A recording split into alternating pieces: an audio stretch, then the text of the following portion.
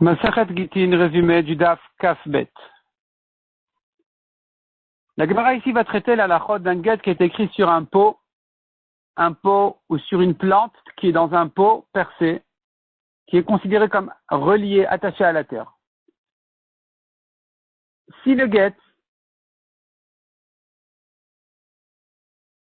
a été écrit sur le pot lui-même,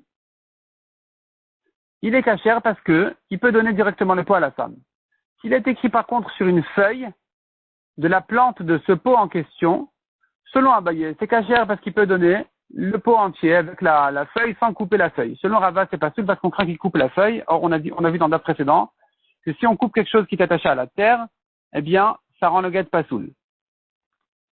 La Gemara continue à traiter la halachot des kinyanim. Comment acquérir une plante qui est dans un pot. Si le pot appartient à une personne et la plante à quelqu'un d'autre, et que maintenant le propriétaire de la plante, il veut acheter le pot lui-même. Dès qu'il a tiré la plante, il a acquis. Parce que nous avons à distinguer entre le kinyan d'un objet et le kinyan d'un immobilier. Un objet s'acquiert en le soulevant ou en le tirant, agbaha ou meshicha. Une plante, un arbre, un terrain, un champ, une maison, tout ce qui est immobilier, s'acquiert pas en soulevant. S'il a soulevé la maison, il ne l'a pas acquise. Ni en tirant. Il n'acquiert d'immobilier que bekesef, beshtar ou bechazaka. Avec de l'argent en payant, ou avec un shtar comme quoi c'est à lui, un shtar de vente, ou bien chazaka qui veut dire se comporter comme un propriétaire, labourer, construire, détruire, ouvrir, fermer les portes, et ainsi de suite. Ouvrir, je veux dire ouvrir à clé, fermer à clé, etc. Ici maintenant, le propriétaire donc de la plante, il achète le pot. Dès qu'il a tiré le pot, il a acquis parce que c'est un objet. Et par contre, il a vendu la plante. Celui qui a donc acheté la plante, il ne l'acquiert qu'en faisant une chazaka, en utilisant la plante elle-même, en se comportant, comme on a dit, comme un propriétaire sur la plante. Si maintenant, la totalité de la plante appartient à une seule et même personne, il est propriétaire du pot avec la plante. Quelqu'un vient l'acheter, comment il fait pour l'acquérir? S'il fait chazaka sur la plante, il a tout acquis. La plante, et en même temps, il a acquis l'objet, le pot. Parce que nous avons une halakha qui dit que les objets s'acquièrent en même temps que les terrains, en faisant un kinyan sur le terrain. Par contre, il a fait le contraire. Il a fait une chazaka, une utilisation sur le pot. Il n'a rien acquis. Le pot ne s'acquiert pas avec chazaka. Il ne s'acquiert qu'en le soulevant ou en le tirant. Et la plante, bien sûr, qu'il ne l'a pas acquise en faisant un kinyan sur le pot. Donc, ça ne marche pas.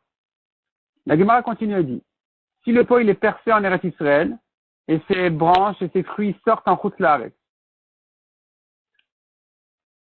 Selon Abaye, on va selon le trou, donc c'est chayav du maaser. Selon Rava, on va selon les fruits, donc c'est pas tour de maaser.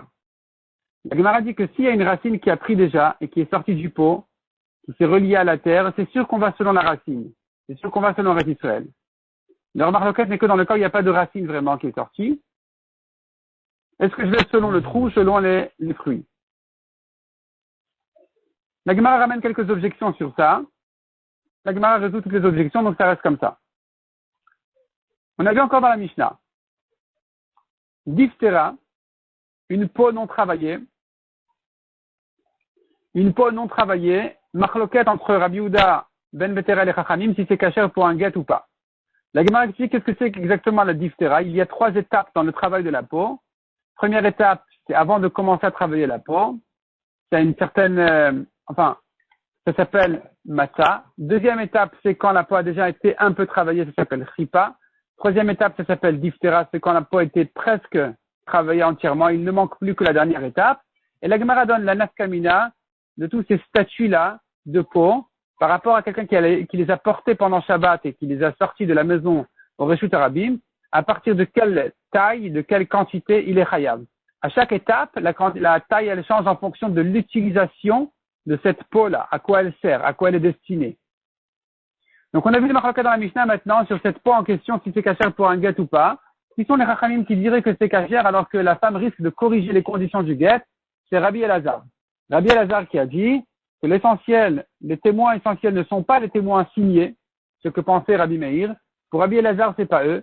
Ce sont les témoins qui ont vu comment le guet a été transmis à la femme. Ces témoins-là sont les témoins essentiels. Donc la femme, quand elle vient avec ces témoins-là, elle peut rien mentir parce que les témoins, ils se rappellent, ils ont dû lire le guet. Ils doivent lire le guet avant. Et ils savent si la femme elle a corrigé une condition ou pas. Est-ce que je vais dire maintenant qu'au bout de quelques jours, les témoins ils vont oublier que c'est une marloquette entre les Amoraïm selon Rabbi Elazar? Est-ce qu'au bout de 10 jours, la femme elle peut encore venir avec ce guet-là qu'elle aurait pu corriger, qu'elle aurait pu changer? Là-dessus, nous avons une marloquette. Est-ce que je peux compter encore sur les témoins qui peuvent la contredire? Ou je ne peux plus compter sur eux parce que je crains qu'ils ont déjà oublié les conditions. De même, quand il s'agit d'un shtar d'argent qui peut être gardé des dizaines d'années, où là, normalement, les témoins même qui ont vu et qui ont lu, ils risquent d'oublier. Est-ce que là aussi, Rabbi Elazar, il va dire que c'est cachère alors qu'elle peut faire des changements sur cette peau-là qui est mal travaillée et que donc, il y a lieu de faire des changements sans que ça se voit? Est-ce que ici aussi, je vais dire, bon, c'est pas grave, l'essentiel, c'est les premiers jours où les témoins, ils se rappellent encore? Ou même les premières années, ou bien je dis que non, puisque c'est un shtar qui sert à de nombreuses années en avant, et que dans longtemps, dans 70 ans, dans 50 ans, on ne pourra plus retrouver les témoins qui ont vu et qui pourront dire oui, il y avait une condition, c'était corrigé ou pas. À nouveau, nous avons là-dessus une marloquette entre les Amoraïm. Donc finalement, on reprend. Un shtar qui peut être corrigé parce qu'il a été mal travaillé, il n'a pas été travaillé jusqu'au bout et que tu peux faire des changements dessus sans que ça se remarque. Selon Rabbi Meir, c'est pas soul parce que l'essentiel c'est le shtar lui-même, les témoins signés, c'est eux qui sont importants. Or, sur ce shtar-là, tu ne peux pas savoir s'il a été corrigé ou pas. En voyant les signatures, tu ne sais pas ce qui s'est passé au-dessus. Selon Rabbi Elazar qui dit que l'essentiel c'est le témoin de transmission, ici tu peux cachériser un guet comme celui-là ou un shtar comme celui-là parce que ces témoins-là, ils peuvent venir contredire la femme en disant tu as changé les conditions, tu as corrigé le shtar et il n'est pas bon. Donc pour Rabbi Elazar, ce shtar-là, il peut être caché malgré que la femme, elle pourrait le changer, puisqu'elle sera contredite par les témoins qui sont les témoins essentiels, qui nous intéressent, qui sont les témoins qui ont vu et qui ont lu, et qui sont là pour témoigner sur ce qui s'est passé, pour dire que le guet a été fait comme ça ou non. Donc d'après Rabbi Elazar, on peut donc cachériser, sans rien craindre, un guet comme celui-là.